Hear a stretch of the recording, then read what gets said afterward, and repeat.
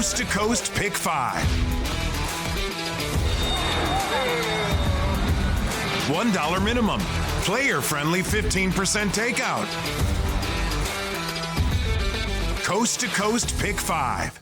Let's talk about that Sunday Coast to Coast Pick 5 for March the 10th. We're going to be looking at Gulfstream Park and at Santa Anita. First Racing has put together one of the best bets in all of racing right now with a $1 base minimum, 15% low takeout, and DRF offers you free past performances for the sequence. Let's take a look at how I'm going to approach the ticket on Sunday. I'll spend around $100 because I thought it was, another difficult sequence. No singles for me. We'll talk you through the ticket, and then you can see the approach at the end.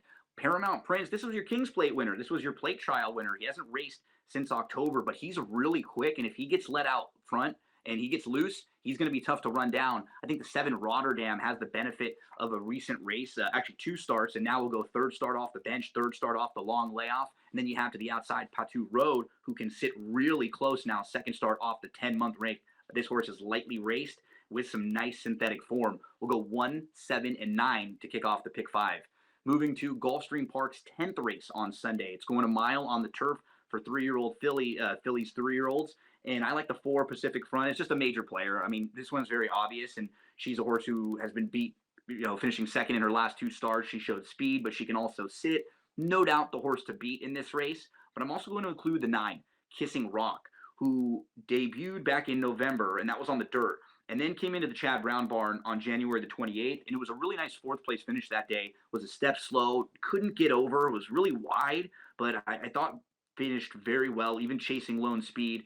2nd start off the bench, expecting bigger from the 9, 4-9 in that race at Gulfstream Park. Let's move over to Santa Anita for the final few legs of the pick 5. Race number 3, it's 6 furlongs on the turf course. It's a first level allowance, optional 100,000 claimer. I'm going to move to the outside, and we have a replay in here we can take a look at. And actually in this replay, we're going to be watching Charge for Gold, who you can see is the number 7, but also the number 2 Final Boss right behind him. That's why I pulled this replay, because they're both in here. Charge for Gold is right by the front. You can see closer. And then behind them, that is Final Boss, who's going to be making up some ground inside and then kind of has to duck down to the rail. And Final Boss got shuffled a little earlier in the race. I thought both of these horses who finished 3rd and 4th in here, they make a whole lot of sense coming right back. So I want to use them both. I actually feel like Final Boss is going to be a little more forwardly placed in this spot as well. Mighty Kai, Charge for Gold, Final Boss will go 5, 6, 7 in race 3 at Santa Anita. Let's move to race number 6 at Santa Anita.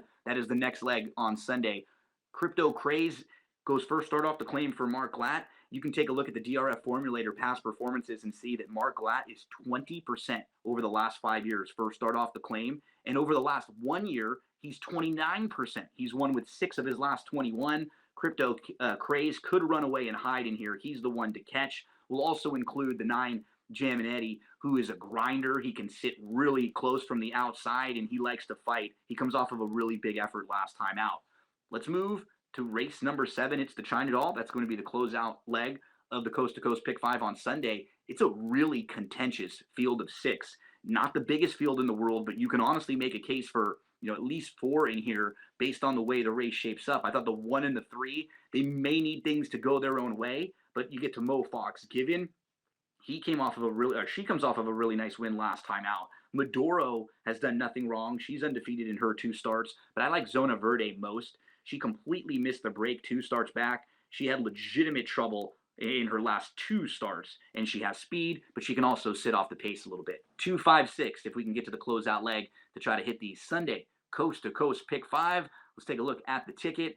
We've talked you through the races. The first 2 are at Gulfstream, and then we flip over to Santa Anita for races 3, 6, and 7. If you ever need any additional help, there's always a written article with some analysis from one member of the DRF staff at DRF.com, and we'll have these preview videos for you each and every Saturday and Sunday. Good luck on the Sunday Coast to Coast Pick 5.